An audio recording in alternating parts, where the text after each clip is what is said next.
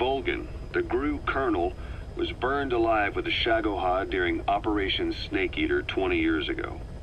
Despite suffering severe burns to his entire body, he still clung to life.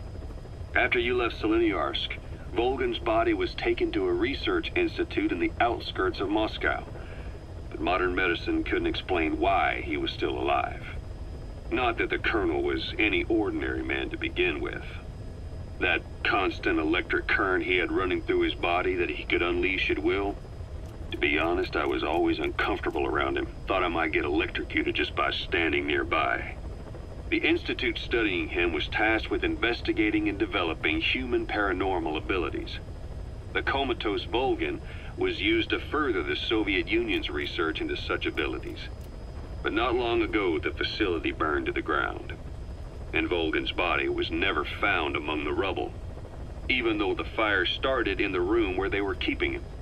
This occurred at around the same time you woke up.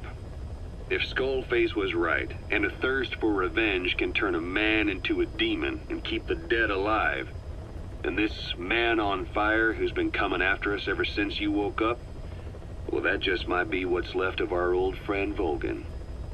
It's not over yet. Back in '64, in Seleniarsk, you brought his plans for a utopia down in flames. That grudge is what's keeping him alive.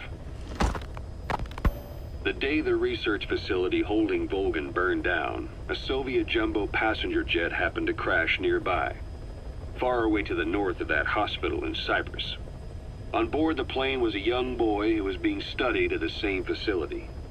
The plane fell to Earth from over 8,000 feet, but the boy's body was the only one not recovered.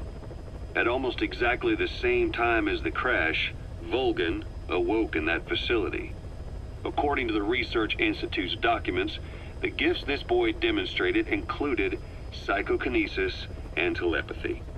To protect his mind from being inundated with other people's thoughts, he always wore a kind of gas mask.